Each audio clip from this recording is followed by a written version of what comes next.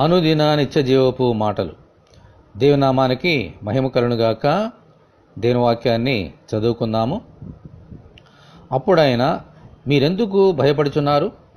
మీరింకనూ నమ్మిక లేక ఉన్నారా అని వారితో చెప్పాను. మార్కు సువార్త 4వ అధ్యాయము 40వ వచనం. భయము మనుషులకు నెమ్మది లేకుండా చేస్తుంది. పైగా పరిశుద్ధ లేఖనము చెప్పినట్లు దేనికి మనుషుడు భయపడుతున్నాడో అదే వారి నెత్తి మీదికి వస్తుంది. అంతేకాదు, భయాలు మనుషులను దేవునికి దూరం చేస్తాయి. ప్రభు శిష్యులు ప్రతిదానికి భయపడుతూ ఉండేవారు.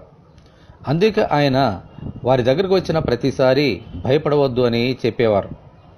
ఈ భయాలన్నీ పోవడానికి ఒకటే మార్గం, ప్రభునందు నమ్మిక ఉంచడమే. అందుకే మీరింకనూ నమ్మిక లేక ఉన్నారా అని ప్రభువు గద్దించారు.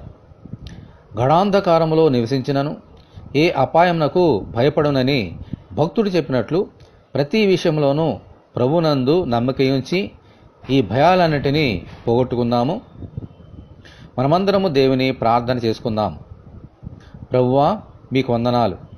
మా భయాలన్నిటినీ తీసివేసి ఏ అపాయము మమ్మలను కలవరపరచకుండానట్లు ఎల్లప్పుడూ మీ అందే నమ్మిక ఉంచినట్లు అనుగ్రహించమని, ఈ వాక్యం వింటున్న నీ బిడ్డలందరినీ అలాగున దీవించమని ప్రభువైన యేసుక్రీస్తు ద్వారా ప్రార్థన చేయుచున్నాము తండ్రి. ఆమేన్. ప్రభువైన యేసుక్రీస్తు కృప మనకందరికీ తోడే ఉండి నడిపించునుగాక. ఆమేన్.